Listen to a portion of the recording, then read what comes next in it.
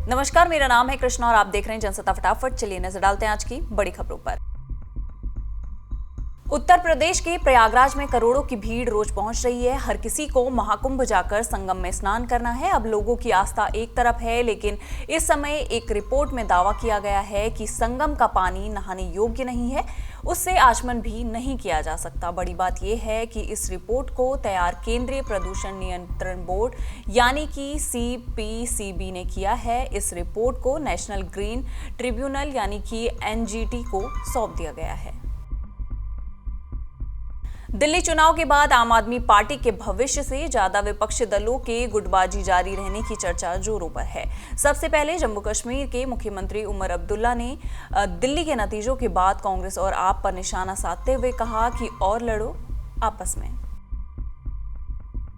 दिल्ली का मुख्यमंत्री कौन होगा, इस पर अभी तक सस्पेंस बना हुआ है। बुधवार यानी 19 फरवरी को विधायक दल की बैठक होने वाली है और उसमें बीजेपी अपने नेता का ऐलान करेगी। दिल्ली के मुख्यमंत्री पद के लिए भाजपा के कई बड़े नेताओं के नाम चल रहे हैं, जैसे रेखा गुप्ता, प्रवेश वर्मा और आशीष सूद का नाम भी CM फेस में शामिल है। इस बीच रामलीला मैदान में शपथ ग्रहण की तैयारी शुरू हो गई है। प्रधानमंत्री नरेंद्र मोदी भी शपथ ग्रहण समारोह में शामिल होंगे।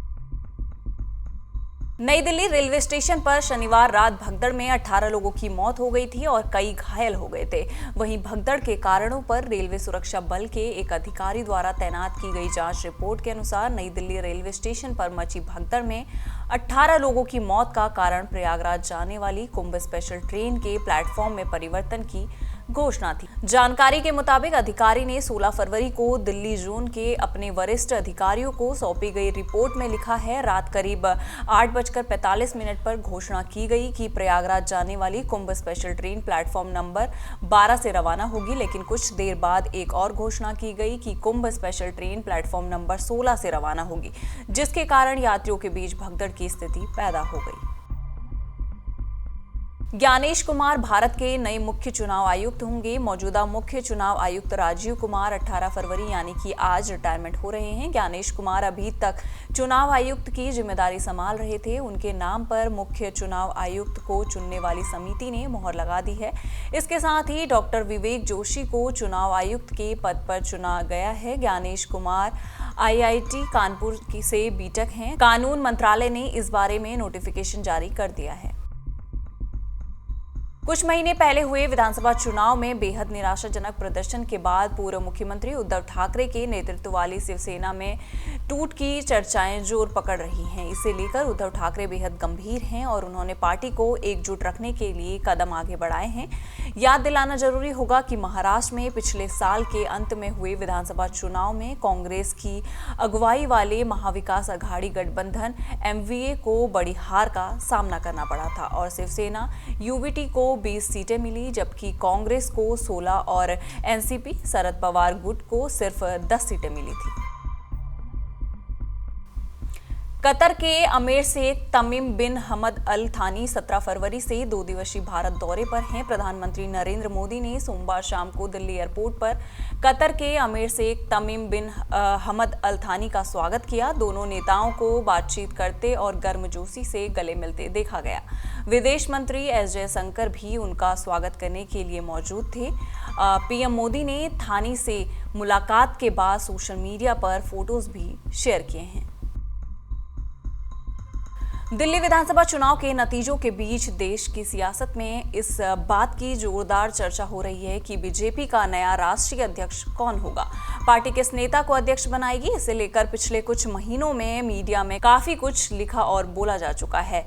बताना होगा कि केंद्र सरकार की अगुवाई करने के साथ ही बीजेपी कई राज्यों में अपने दम पर सरकार चला रही है।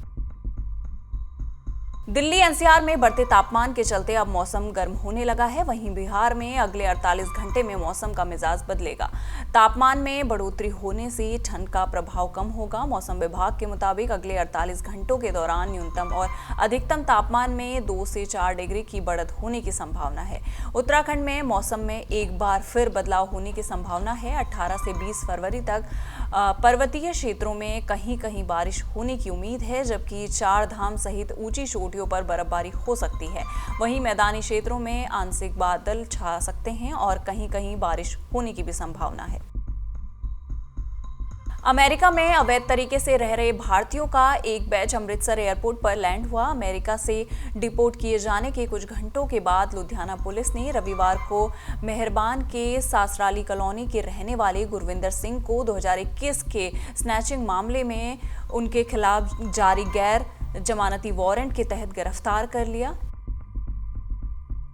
इंडियाज गॉट लेटेंट पर शुरू विवाद मामले में रणवीर अलाहाबादिया की मुश्किलें कम होने का नाम नहीं ले रही हैं। महाराष्ट्र की साइबर सेल ने रणवीर को दूसरा समन भेजा है। यूट्यूबर को कोर्ट ने इस मामले में छूट देने से इनकार कर दिया है। साइबर सेल ने रणवीर को 24 फरवरी को थाने में आकर अपना बयान देने के लिए कहा है। वहीं मामला सुप्रीम कोर्ट में भी पहुंच गया है, जिसके लिए सुनवाई आज होनी है। एक तरफ कुछ स्लैब्स ऐसे हैं जो रणवीर अलाहाबादिया को सपोर्ट कर रहे हैं और उनको माफी दे देने की वकालत कर रहे हैं। इसी बीच अब सिंगर बी पराग ने भी कहा कि अगर कोई दिल से माफी मांगे तो उसे माफ कर देना चाहिए। उन्होंने लोगों से अपील की कि मामले को बढ़ाने की बजाय खत्म करें और माफ कर दें। आपको बता दें कि बी पराग पहले रणवीर अलाहाबादिया के पॉडकास्ट में जाने वाले थे, लेकिन विवादों के बाद उन्होंने इसे कैंसिल कर दिया।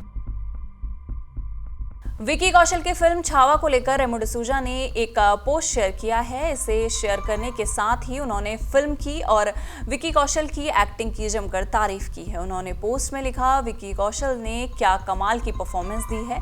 अक्षय खन्ना ने भी कमाल का काम किया है। लंबे समय के बाद हमने ऐसी धमाकेदार परफॉर्मेंस एक्सपीरियंस की है। इन सारी खबरों पर आपका क्या कहना है, आप हमें कमेंट सेक्शन में जरूर बताइएगा और इसी तरह की देश दुनिया की खबरों के साथ जुड़े रहने के लिए देखते रहिए जनसत्ता।